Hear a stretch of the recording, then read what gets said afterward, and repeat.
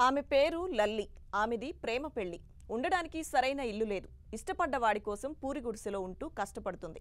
అయితే ఇప్పుడు లల్లికి జాక్పాట్ తగిలింది. ఏకంగా సర్పంచ్ కాబోతుంది.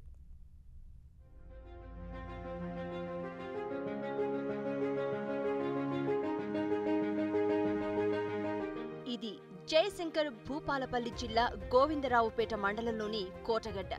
ఈ గుడిసెలో ఉంటున్న ఈమె పేరు లల్లి. ప్రేమ వివాహం చేసుకుంది. ఇష్టపడ్డవాడి కోసం కష్టపడుతూ బతుకుతుంది. కష్టాల్లో బతుకిడుస్తున్న ఈమెకు ఉన్నట్టుండి అదృష్టం కలిసి వచ్చింది. అత్తగారి ఊర్లో సర్పంచ్ కాబోతోంది.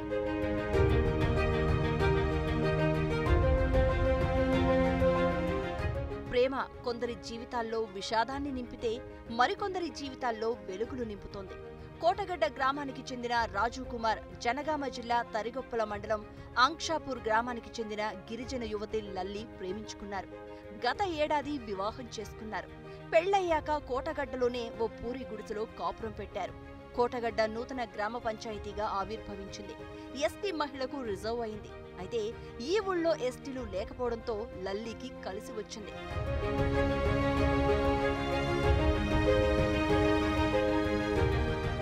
ప్రేమ కొందరి జీవితాల్లో విషాదం నింపితే తన జీవితంలో ఆనందాన్ని నింపిందంటుంది లల్లి.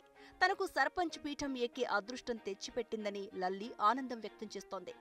గ్రామ పెద్దల సహకారంతో ఊరిని అభివృద్ధి చేస్తానంటోంది. రిజర్వేషన్లు రావడంతో ఒకదాన్ని మహిళ ఉండడంతో నాకు చాలా సంతోషంగా ఉంది. అది కరెక్ట్గా అయితే ఊరి ప్రజలందరికీ సేవ చేయడానికి సిద్ధముగా ఉన్నాను.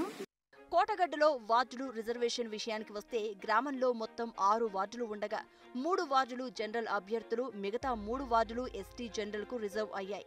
అసలే గిరిజన ప్రజలు లేని గ్రామంలో గ్రామ సర్పంచ్ అభ్యర్థినే కాక వార్డు మెంబర్ల రిజర్వేషన్ కూడా గిరిజనులకే కేటాయించడంతో గ్రామస్తులు అధికారులపై మండిపడుతున్నారు.